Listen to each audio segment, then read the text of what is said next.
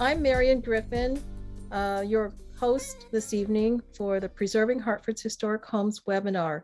And we are featuring Mary Valvey. And what you're going to learn this evening is what properties are covered under the Preservation Ordinance, guidelines for repair and remodeling, historic review process, availability of funding for repairs, and certainly much, much more. So with that, I'd like to tell you a little bit about Hartford Next. We are the coalition of Hartford's neighborhood revitalization zones, or better known as NRZs, in conjunction with the city of Hartford.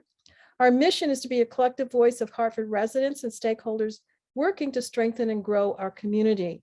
So we want to make sure that we create an environment that is open and inviting and works across the diverse neighborhoods of Hartford, bringing people together, helping to listen and educate and facilitate inclusion and innovation in our communities.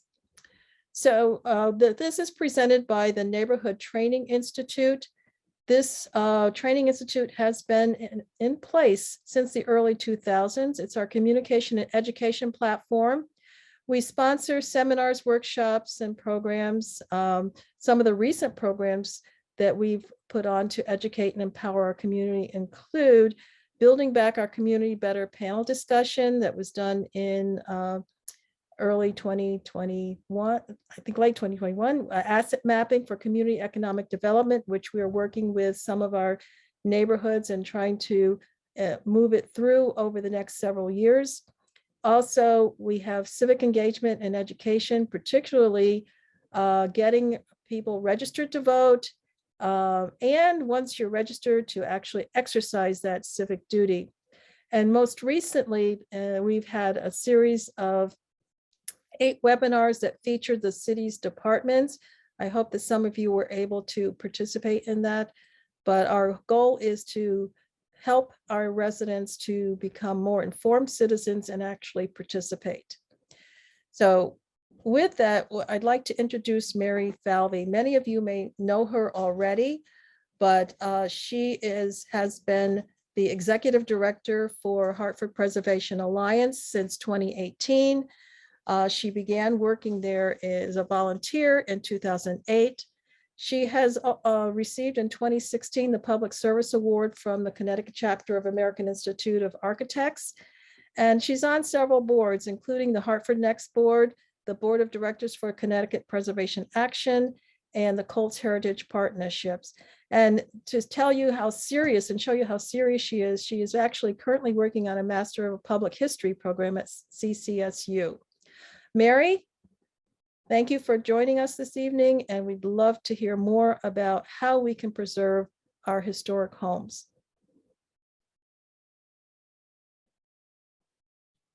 Thank you, Marian. So let me just get my screen up here.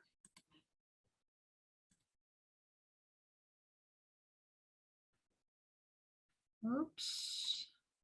There we go. That's much better. Welcome, everyone. And as we breeze through before, what I want to cover is some basics, and this is all going to be very basic information. Can't go into a lot of specifics in the time we have, but if you wanted, at the end, if you want to have another session about the tax credit program, please let us know in the survey, or anything else that you think of you'd like Neighborhood Training Institute to cover. So I'll go over some of the basics of the Hartford Preservation Ordinance, how you can determine if your house is historic in relation to the Preservation Ordinance or the tax credit program.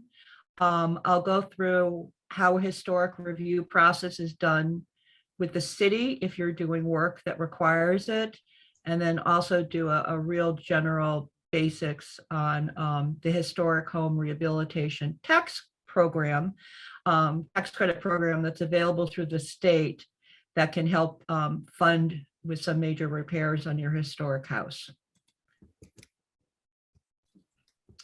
So Hartford was the first municipality in the state, and I believe the second in the nation, to have a citywide preservation ordinance that now protects We have a little over 5,300 properties listed, either individually on local, state, or national registers of historic places. We have 56 historic districts, which is crazy, and also 7 national historic landmarks. And what's covered under the ordinance? And the ordinance was put in place in 2006 in order to protect the historic neighborhoods and buildings that we have in Hartford, especially after we've lost so many due to urban renewal and progress. So what buildings are covered under our Hartford ordinance? If a property is individually listed on the state or national register of historic places, or is located within a local, state, or national historic district, whether that building is historic or not. It could be a vacant lot and it's still covered under the ordinance. So what buildings are covered under the ordinance? Exactly. So this is a picture of 105 Warrenton, which is located in the West End South Historic District. The West End South Historic District, the timeline for that was up to 1930, that they said that was the historic period for that district. And this house, in fact, was built in 1935. So it is covered under the ordinance because it is located within a National Historic District. But technically, it's not historic in that it doesn't contribute, and that's what that NC means. It's a non-contributing resource to the district. So it's probably a little confusing. We'll go over that again with the tax credits, but any building that's located within a historic district is covered under the ordinance. Vacant lots, more recent buildings, the newly constructed, it's covered under the ordinance. And Mary, you say, how do I know if my house is listed on the register? Well, you just need to go to Hartford Preservation Alliance's website, hartfordpreservation.org, and go to the Historic Districts page. And on there, you can click on the Hartford properties on national state, and we just updated that recently, and you'll find a list by street order that gives all the street numbers that are listed. So for example, if you live in the Ambassador Apartments, your building was listed individually on the National Register. So that building is covered. And again, I literally just updated it 2 minutes before this webinar started. So the most up-to-date list is available for you to look at. So any questions so far? I don't see anything in the Q&A. If you have any questions, please put them in the Q&A section, and we will be happy to address them.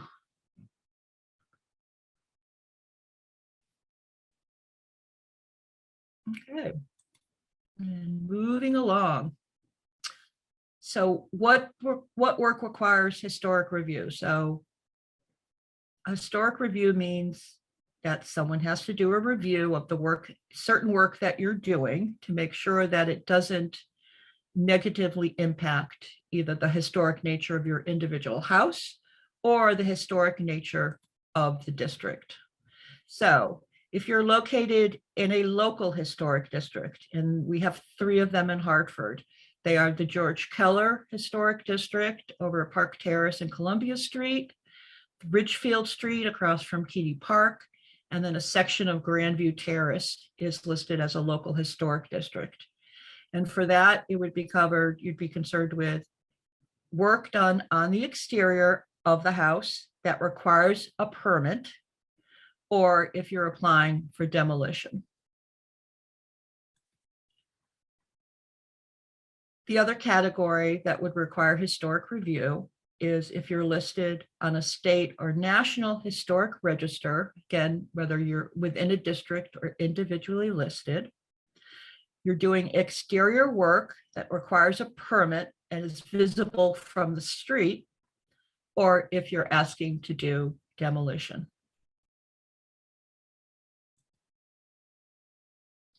And exceptions for this is the commission generally does not consider fencing, and they don't get involved with colors. So no one is going to go and tell you what color to paint your house. When the ordinance was put together, we thought that would be a bit too much, and we didn't really have anyone expert enough to be doing that. So colors and fencing generally are not covered. So what happens is when the ordinance was put in, part of the provision of the ordinance was that guidelines had to be provided for people to follow what the ordinance required. This is very similar almost to the zoning code. So these guidelines were put together. We also have, again, that will also be on our website to do, and it basically will tell you on things that come up commonly as to what you can and cannot do, with recommendations for not only what style to put back or what is appropriate, and appropriate window styles, appropriate doors here for different eras and styles of houses. There's also some really good suggestions for maintenance and the right way to repair something. So you don't want to be sandblasting paint off a brick structure. There's the right way to do preservation and repair in a wrong way. So look at the guidelines if you're applying for a permit on exterior work, that would be visible to see what that says. And the guidelines, though, it's really easy to sum up. The best thing to do is preserve what you have, repair what's there, or if that's not feasible, then replace in kind. So, for example, if you have an asphalt, which most people do, most people will have an asphalt roof on their house. They're not expecting you when you go for a permit to like put slate shingles that might have been original to the house.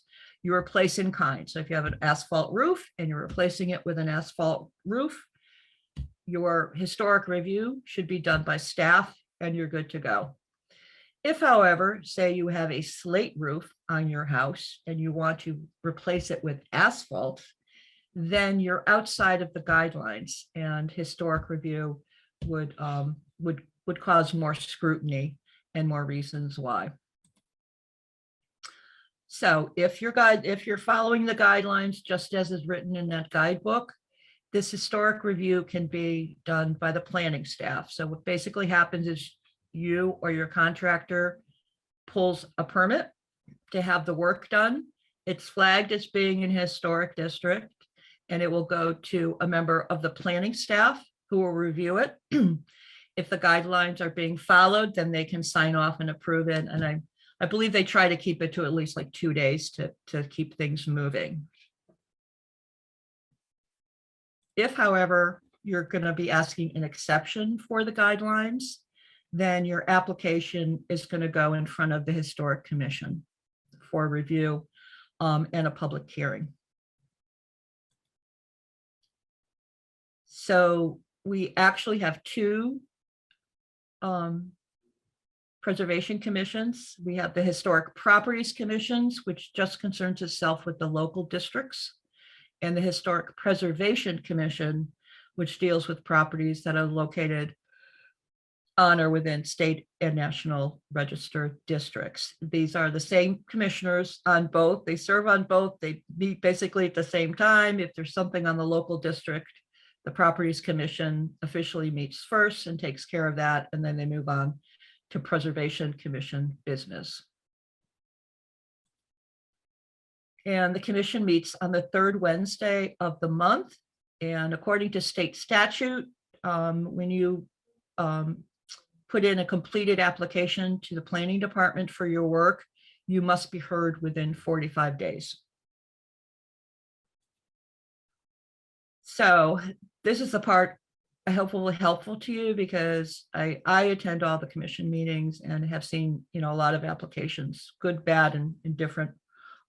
What the commissioners need to make a decision is they need plans and specs. So you don't necessarily have to use an architect to do something that you're working on, but they need to have some kind of an idea, even if it's handwritten, or you show with photographs, what is it you're planning to do? You'll also need, you really should provide reasonable written estimates of what the contractors are saying your work is going to cost, because oftentimes people are coming before the commission to get an exception because following the guidelines exactly would be very, very expensive or more expensive than an alternative. So if you're doing this alternative because of economic reasons, financial reasons, you need to provide reasonable written estimates. Unreasonable would be, for example, if you had, this was a case where you wanted to replace a slate roof on the garage, a detached garage, because it hadn't been taken care of and deteriorated. The written estimate should be the asphalt roof that you want to put on and what that cost is going to be, or what it would be to repair the slate roof, not to replace it with brand new slate. They also need detailed material specifications, and this is really important and sometimes what people miss, and it helps with your argument. If they can make an informed decision using the information that's available, it's easier for them to see it your way. If they don't have enough information, they can't even make a decision. You may actually be denied. And you also need to provide photographs. So if you're saying that the original wood windows are deteriorated beyond repair, they actually want to see a photograph of how bad that window is. If the wood siding has been damaged or is, again, you think beyond repair for the expense of it, they need to actually see photographs of that. So again, they can make an informed decision for you. So when an application comes before the Preservation Commission, there's 4 things can happen. Your application can get approved as you wanted it. Good for you. It could be approved with conditions. The commissioners will talk to applicants to see if they can come up with a better solution, find a compromise for things. The application could be denied outright, or if they really need more information, with your permission, and only with your permission, can it be tabled to a subsequent meeting. So the commissions, because that 45-day rule is in place, they can't themselves move it to another meeting unless you agree to have it continued. And that's usually the best thing. If they don't have enough information, they'll let you know that and request that you move it to another meeting so that more information can be put together for them to make a decision.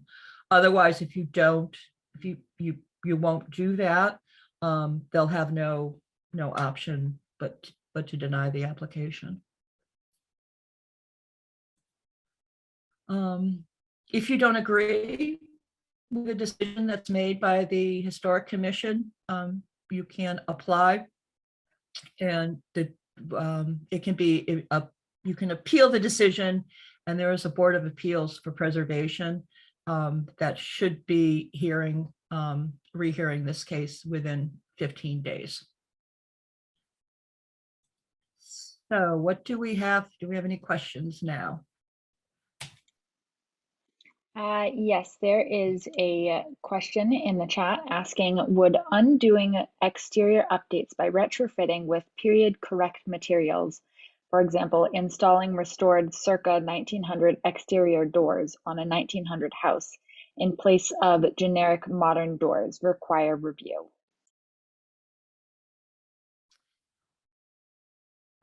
Good question. It should be all right if you're using period and can prove it through the guidelines that you're actually restoring something that was there. Doors can be a little tricky if you actually have a photograph, which rarely we find, but if you actually can show the staff that this is actually in period and would be restoring it back, then they might be able to approve it. I can't speak for them, but I would hope so. And again, if you're proving that this is, according to the guidelines and through, if it doesn't even get to the commission, that it should be able to get approved. Good question. Yeah, if you are restoring something back to an original, so for example, if you're taking the vinyl siding off and restoring the wood shingles underneath, you shouldn't need to go through the historic commission. The staff should be able to approve that. Great, thanks for that question. There was a question in the chat. Is there a precedent for replacing windows for reasons of increased weatherproofing efficiency? Current wooden windows are in okay shape, but not great for environment. So windows come up a lot with the commission, and for preservation standards, here's the thing. The wood windows that were originally put in a building are the best fit than vinyl replacement windows will be. There are ways that you can weather strip and add insulation in the pockets and the sides to help improve for that opening. There's also the possibility of installing storm windows rather than replacing the wood windows. It's a tough decision for the commission to make when it applies to replacing with vinyl windows. Generally, they prefer not to. It's in the guidelines not to. They sometimes will make a compromise if you can't see it from the street. They don't really have purview over that. And so especially for the front facade, to keep the windows as they were, because the vinyl windows really look different than what was there. It really changes the appearance of the building. But there are, what has been approved and what is approved usually in the standards, if again you're proving that this wood window is beyond repair, is what we call aluminum clad wood. So it's a wood window with aluminum clad over it for a replacement. But that would be, again, I don't speak for the commission, and that would be up to them to do that.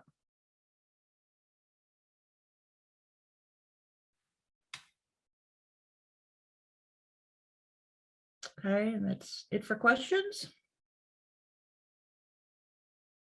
Okay. So just to do a little break, a little refreshment, is another little pop quiz. And please put your answers in the chat. Just curious to see what people say. So what Hartford resident considered demolishing their house at one point? Was it Harriet Beecher Stowe, Mark Twain, or Elizabeth Colt? Give you about 30 seconds. Throw it in the chat what you think, A, B, or C.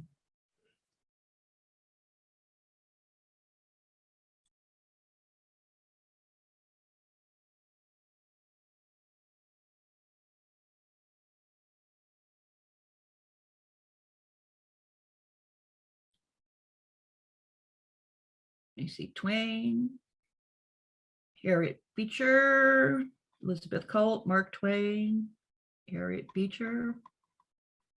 So Colt. So the actual answer is Mr. Twain, Samuel Clemens. So after Mark Twain had left Hartford and finally decided to leave the house, typical of what hasn't changed in real estate, he wrote his real estate broker, sell that damn house, in one of his letters. But in another letter, he actually considered seriously is, would they be better off demolishing the house and then the lot would sell and he would be done with it. So luckily someone came along to buy it. And then later on, when it was threatened with apartment development, Catherine Day Seymour started the Friends of Hartford, and we now still have this National Historic Landmark property here in Hartford. So We had a question in Q&A. Can I recommend a company? I will take that offline. So my email is in Mary, and I'll put it in the chat again, Mary at hartfordpreservation.org. And we can do with that separately. Okay, so next is an area of funding that's available for personally owned properties, and that is the Connecticut Historic Home Rehabilitation Tax Credit Program, HHTC, a long name for it. And what the tax credit program provides, the requirements are, it needs to be a 1 to 4 unit residential property. You need to agree to be owner occupied for at least 5 years after the tax credit is issued. It requires a minimum of $15,000 of qualified expenses, and we'll get into what's qualified. And in return, it allows for 30% tax credit back on those qualified expenses with a maximum tax credit of $30,000 per unit. So if you have a 3-family that you're doing, the max is $100,000 in work, but if you've got work going on in 3 units, then you can get possibly up to $90,000 for work. And 65% of the total qualifying expenditures must include work directly attributable to long-term preservation. So you can do a kitchen redo. You can do other cosmetic things, bathrooms, etc. Within this, but the overall work that you're doing, it needs to be 65% of it needs to be directly tied to preservation of the house. So one thing, it's kind of hard to explain, but although this is technically a tax credit, this is not a tax credit where you're going to be taking off your personal taxes come the next April. What happens is you go through the program, you get the amount, you're issued at the end a tax voucher that you in turn have to, by statute, sell to a qualified corporation. And right now, Eversource is the corporation that has been buying the tax credits here in Connecticut.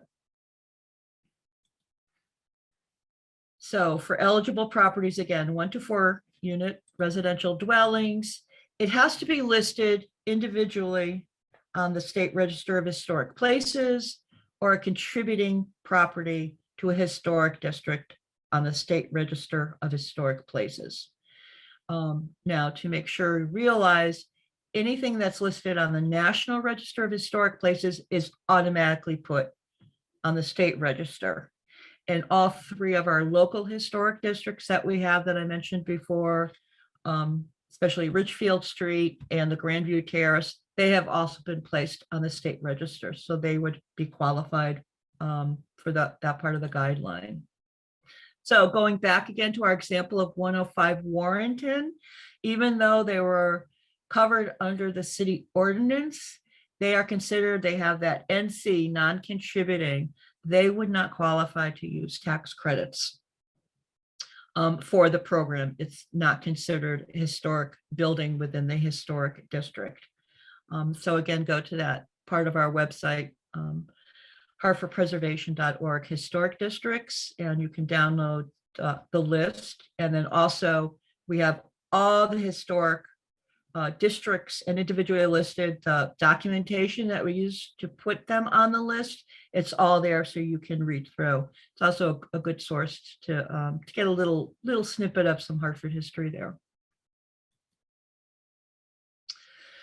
So for the tax credit purposes, the common things that are qualified rehabilitation work. So they include, but are not necessarily limited to, any repairs needed on a foundation, in walls, definitely porches, windows, roof, chimney, doors that are interior and exterior, and mechanical systems, including HVAC, plumbing, and electrical. you can add central air to your historic home, and it would be covered under the tax credit program, because keeping the environment temperature stable is a really good thing for preservation. So you can add that too, and it's covered. Updating your electrical is really important. We don't expect you to keep the knob and tube that's originally there, because again, we know bringing it up to code means that your house has a better chance of living a very, very long life. Generally, that aren't approved are replacement windows. So no vinyl windows at all. If you still have the wood or built-in Yankee gutters, they generally don't like to see those replaced with copper or another material. They don't like to see wholesale removal of siding. So they, again, going back to the preservation guidelines, which they follow and we all follow, you want to repair if possible first before having to do replacement. Blown in, and that should be foam insulation. The kind of insulation that's blown in and it sticks to that exterior wall is a big no-no. But they would allow the cost of fiberglass or blown in cellulose, what doesn't adhere to any of the surfaces permanently. Again, that's allowable under the tax credit, because again, it helps preserve the building by making environmentally stable. Plastic or vinyl trim, and permanent paint projects. So I forget what it's called, Armor Guard or whatever that product is, where they're like, oh, we'll spray it on and it's like auto paint and it's guaranteed for like 100 years. Don't do that. Please don't do that at all, but you definitely aren't going to get approved for the tax credit program. And definitely ineligible. So it's soft, what we call soft costs. So any of your permit fees that are required, you can't include in your tax credit request. Architectural and engineering design costs, landscaping and site work isn't included. Driveways, sidewalks, fencing, new construction definitely is not part of preservation. And personal labor. So unfortunately, you can't be doing the work yourself and putting a dollar value to it and get reimbursed for it. It would only be licensed contracted workmen that you pay and provide paid invoices for. So this example, the next two examples I'm showing are also on my website, so you might want to revisit it. Quite frankly, it took me a while to wrap this around in my head. So just for an example of how they would figure out a tax credit. Sample one has a new roof for $15,000, the chimney being repointed for $5,000, electrical upgrades for $5,000, and a new kitchen renovation that's going to cost $60,000. So $25,000 of those costs that are proposed, the roof, the chimney, the electrical upgrade, are directly qualified expenses attributable to long-term preservation of the historic building. So how they would calculate is they would just take the 25,000 divided by 65 times 100. Then for this, it would be eligible expenses would be 38,461. And then the amount of the tax credit would be 11,538. And a more simpler example, which is just straight out, everything is approved and involved in preservation. 15 for the roof, chimney, electrical upgrades, and repair of the wooden windows. The whole thing, 30,000 are qualified expenses. So 30% of 30,000, it would be issuing a $9,000 tax credit voucher.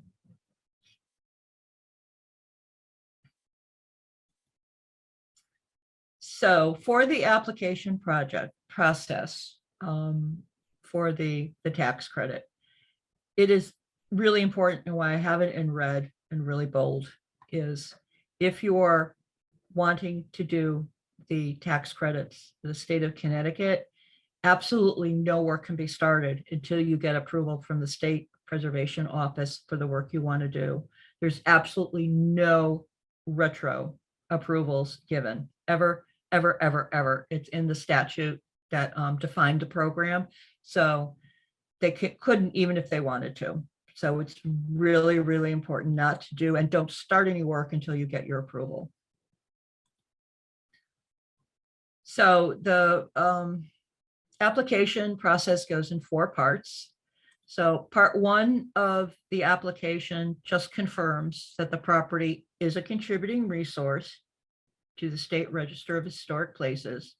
And you're asked to provide photographs of the exterior and side and the street view, and any really identifying features that are special and historic on the property that you might be messing around with. They would like that included too. And this is typically sent in also with part 2 of the application. We also have, and I don't know if Jillian's able to put it in, the applications are available on the state website, and we'll be providing you those URLs so you can take a look at them. Part 2 of the application is where you're just going to list down what you're going to do.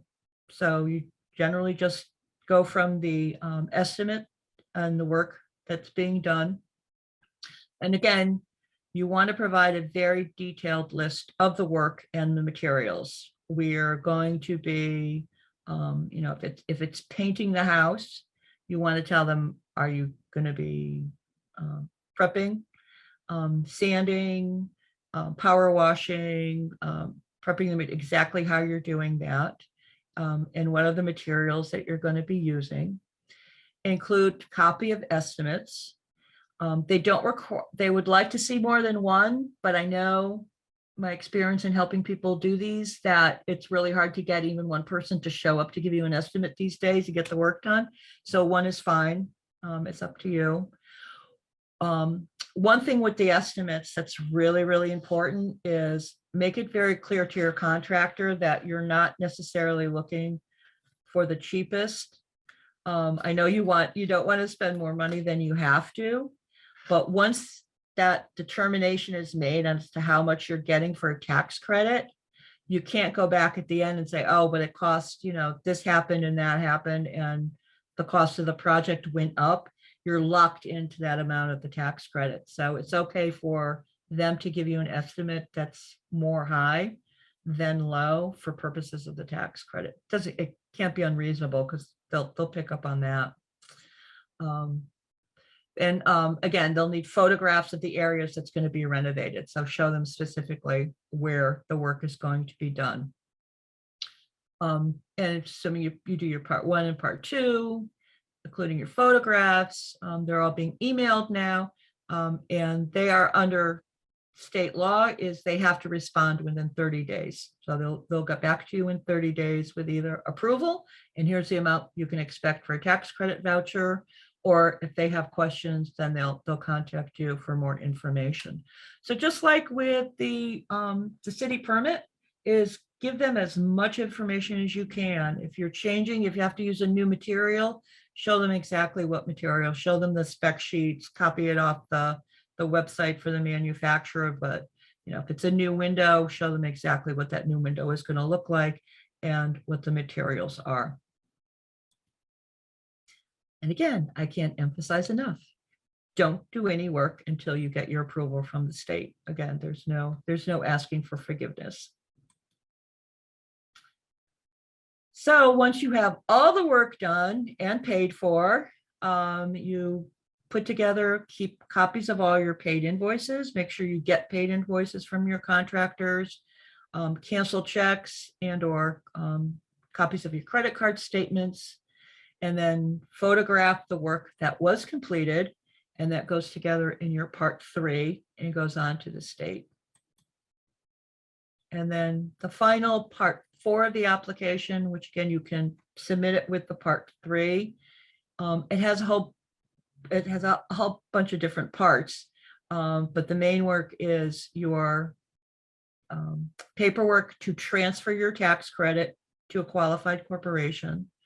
And then you're also going to be submitting affidavits that, one, the information you provided is true, that those were real costs, you're not scamming them. And then also you're declaring that the property will be owner occupied for a minimum of 5 years. If say you have to move in 2 years, as long as it's owner occupied, the next person coming is going to be occupying it. That should be no problem.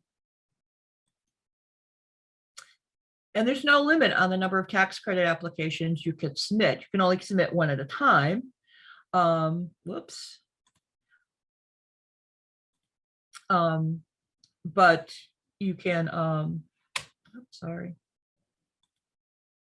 You can apply for your next tax credit when your Part 3 is submitted. So we have had people that are doing major work, that's hundreds of thousands of dollars on the property, and they even request you can phase, what we call phase it in. So get part of it done to get your maximum tax credit, and then go ahead and submit the next one, and then again you get the next maximum tax credit to maximize what you can get back. Okay, I know it's a lot of information, it's a lot to wrap around, but I hope just to give you a general idea of how the parts work together. So I believe we have a question. Yes, so we have a couple questions, Good. some in the chat, some in the Q&A. If anyone else has any more questions, please drop them in the Q&A. So the first one someone asked, and this is going back to an earlier part of the presentation, they asked about replacement gutters and just noted, not the original. So if you could just elaborate on that. Right, so if you don't have the original gutters, they're not Yankee gutters or wooden, and you're replacing, again, guidelines are, excuse me, in kind, like to like. So if it's a copper gutter, it should be replaced with copper. I know that's really expensive, and I know there are cases where people have had problems where they disappear in the night. So a case can be made that we can't keep a copper gutter, at least a downspout, excuse me, on the house because of that. But again, they're not going to make you put it back if they think there was a Yankee gutter there. So like to like, and for purposes of the preservation ordinance, if you already have vinyl replacement windows or some other kind of window, you can replace it with a vinyl replacement window. That's in-kind replacement and wouldn't require historic review by the commission. Alrighty, so one of the other questions that someone asked was that they said the Bushnell Tower is a landmark building. Can the owners get a tax credit? Oh, I wish they could. Unfortunately, we have a gap, not necessarily a loophole, but there's a gap in the tax credit programs. So condominium units that are over 4 units are qualified under the homeowner's tax credit. We would love to take that up with Connecticut Preservation Action at some point to be able to include that, because not only Bushnell Tower, the Linden, we have a lot of great apartment buildings that were built like in the late 1920s that have been converted into condominiums that really could use help in getting preserved, and they're historic buildings, no doubt about it. But unfortunately, at this point, they don't qualify. Good question, though. Alrighty, a few other questions. So the next one, someone said when they submitted Part 4 of the application, they required actual signatures on the contractor invoices. Oh, sorry, that actually wasn't a question, more of a comment. My apologies. Okay. So someone else asked when they participated in the tax credit program, the state sold the credit for them and the other applicants, and they simply received, the applicants and the person asking the question received a check, not a voucher. Has this changed at all? No, so that's what we're saying. So the state issues a tax credit voucher, and then in that part 4 is the paperwork for you to transfer the tax voucher to, in this case, it's been Eversource. And the preservation office is very kind to process that paperwork for us. And then it has been the case that Eversource receives it, and then Eversource is then sending checks directly to the homeowners. One thing to know, though, when you're budgeting for stuff is when you get that tax credit check back from, say, Eversource, that's reportable income. So keep a little of it aside because you're going to have to pay taxes on it. Alrighty. Someone asked if you could explain the 65, how the 65-35 rule works. Okay, we can go back to that again.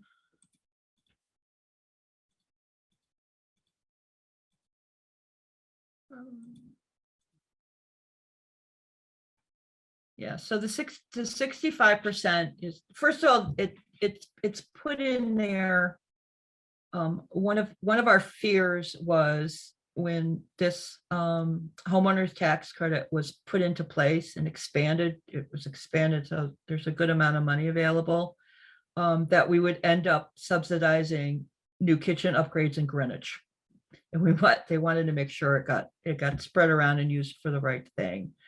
So you just want to look at everything you're putting in, what you're planning to do, either in your phase or totally, what you're having, and look at it. So, the 60,000 there in the kitchen renovation is more than 65%. So that's why you take the qualified expenses and add them up, then divide it by 65 times 100, and that will be the eligible expenses allowed. So you're going to get partial credit on the kitchen renovation for it, and the 30% back on that total.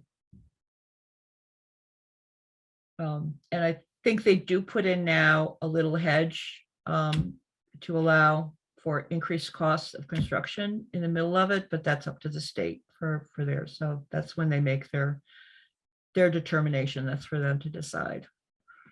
So I hope that kind of explains it. It took me forever to figure that one out too. Alrighty, so next question, someone asked in the chat, is there a monetary limit to tax credits? Yeah, so you can't have more than 30,000 back. So it's basically, it's 100,000 in eligible expenses.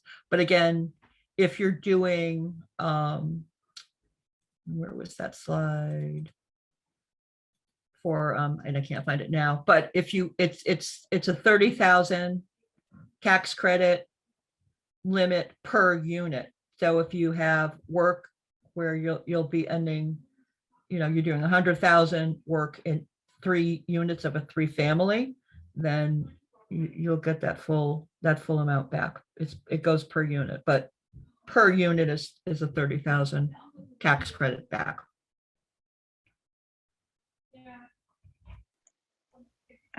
Okay, a couple more questions. This one's in the Q&A. How about repair and replacement on metal casement windows? Ooh, metal. Metal we know is tough. It's really expensive. So certainly if you're replacing it with something different, it might not get tax credit approval. Again, I can't speak for the commission, but if you're showing, first of all, you need to show it if it would be prohibitively expensive to replace with metal, and then find the best thing that's closest to it in another product. But again, preservation is, we try to be what we call reasonable, and it's reasonable and feasible. So if the cost of, if you actually, it shows that it can't be repaired, and the cost is at least 20% more than the alternative, then generally they'll side, but you have to provide that information. But yeah, and I feel it because I've got metal casement windows where I live, so.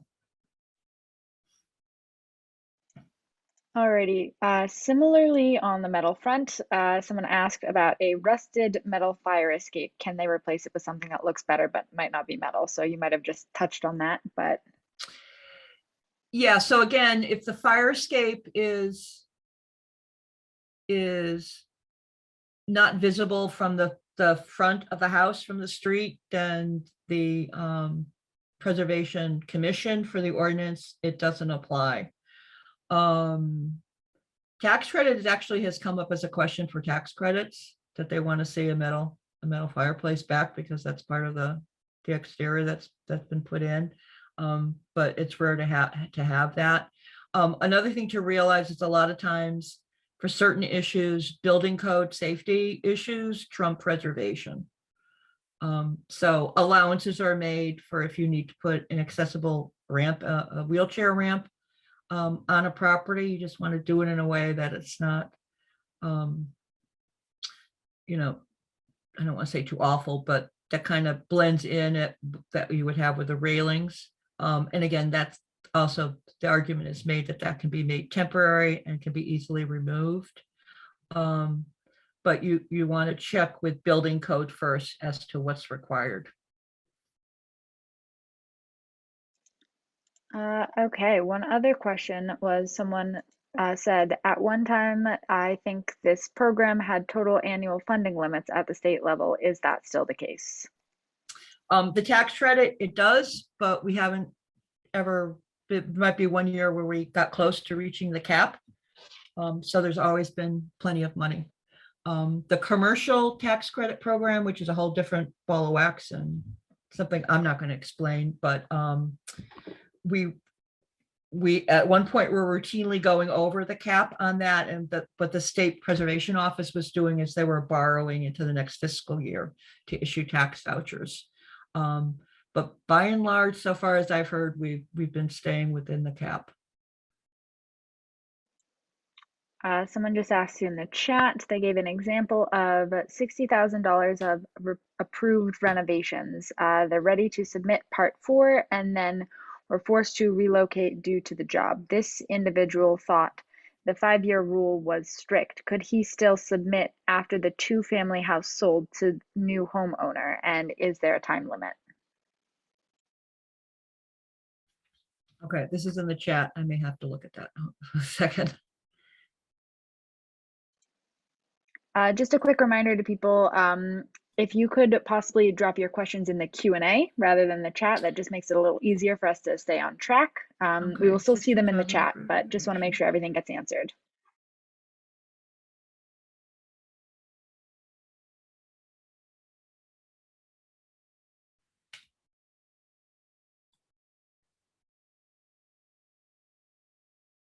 Is there a time limit? Do you know if it's going to be owner occupied? That's the question.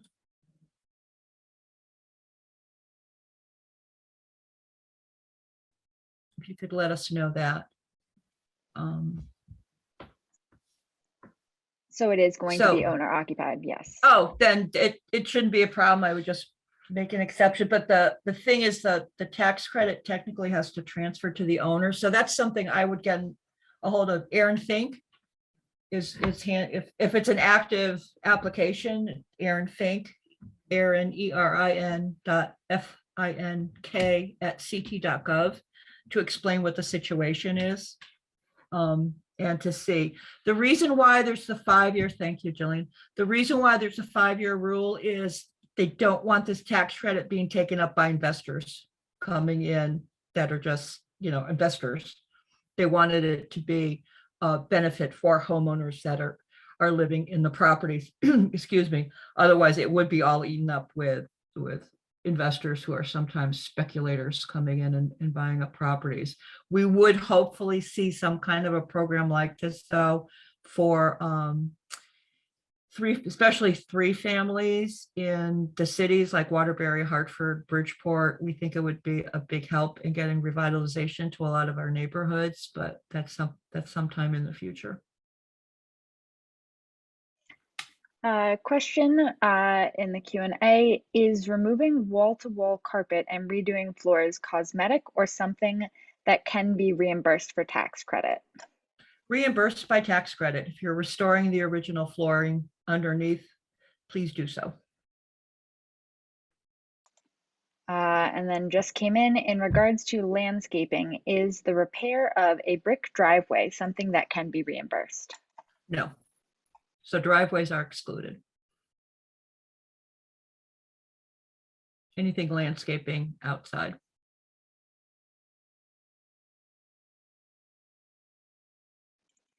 I think we've gotten through all the questions. If for some reason I missed yours, please just resubmit it. Oh, we Nope. just got one through. Got another one. Brick front porch.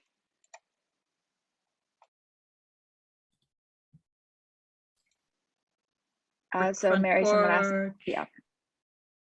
So if it's an original brick front porch, keep it as a brick front porch. If you want to change the design to a brick, then that would have to go in front of the commission. You would have to prove that would be in line with the style of the house. Generally, it's supposed to be in kind to in kind. And if you're changing something like that, it wouldn't qualify for tax credits. This is really great, by the way. Usually we have to, I've helped Miriam with some of these neighborhood training institute, and we usually have a list of questions available. But I knew my preservation people would come through. So we have a couple more. Yes, someone was just asking for a bit more of, or giving a bit more clarification, I think, on the question about the front porch. Just said it is brick and has always been brick. So I think Correct. So if you're looking at repointing of the masonry on the front porch is attached to the house, then definitely that would be covered under the tax credit. Awesome. We've had a bunch of questions coming in. If you have any more, drop them in now. If for some reason I missed yours, please just throw it in again. We want to make sure we get all your questions answered.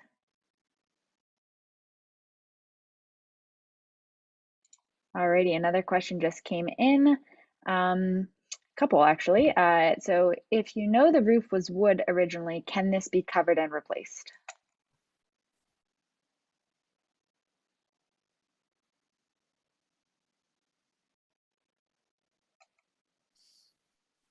So if the wood is still there, so if it's wood, I haven't seen any wood shingle. Well, I shouldn't say I've never. In rare cases, I see that wood shingles are still on a house.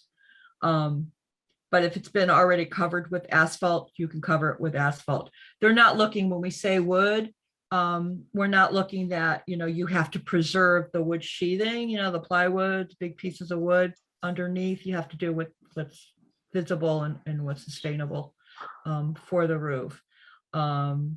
But I haven't seen any wood, if you've got asphalt covering wood shingles, then you're okay to replace the asphalt with asphalt. Alrighty, another question about waterproofing and finishing basements.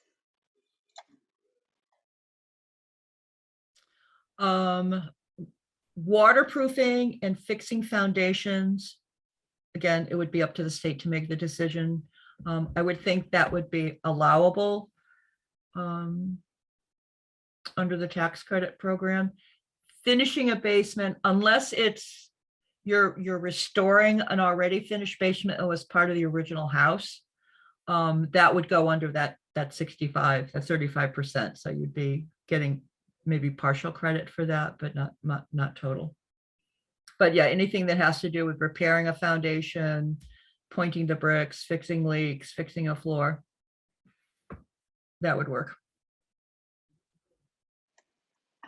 Someone said, so in their original carriage house, the garage is collapsing and needs to be replaced. Would this qualify if the new one maintains the original design features? Yes, you would follow, yes. So outbuildings that are historic. So even if it wasn't built the same year as the house, but it's like really old, they generally will allow tax credits to be used towards repairing those. And again, you're keeping the original architectural features and materials. And thank you for keeping your carriage house, because we lose about 2 of those a year. So Mary, this has been absolutely fabulous in terms of the presentation and the information. So what I'd like to do is share with you a little bit of information about the next steps. So we do have a survey that should be coming to you shortly after this event is over. We would love for you to respond and give us some guidelines and guidance around improving our programs. A video of this program or recording will be available. We will send it and have it on our website. It will be on HPA-TV, YouTube. And so if you need to review this again, you'll be able to. And also the slides from this program will also be available to you. I did want to share with you, all of you live in neighborhoods that have a neighborhood revitalization zone or NRZ. I would encourage you to join and participate in what's going, so that you know what's going on in your neighborhood and you can be an advocate for preserving the best of our neighborhoods and also seeking improvements. So these are the NRZs. There are 13 of them. Your neighborhood has one. And if you go on the Hartford Next website, there is a map. You can click on your neighborhood and come up with the information for your NRZ. Most of the NRZs have been meeting virtually because of the pandemic, but we expect that many of them will be moving to either hybrid or in-person meetings moving forward. So do seek them out and get to know your NRZ. We want to thank Hartford Foundation for supporting this program. And we want to thank Mary Valvey for a great presentation and very informative. And I'd like to thank Jillian for helping host this webinar. So we thank you for your support of this program, your support of the city. You may sign up for the Hartford Next newsletter, where we try to keep our residents informed. And you can find that at www.hartfordnext.org. Contact us and you can be added to our distribution list. So at this point, I want to thank you for joining us, and please enjoy the rest of your day.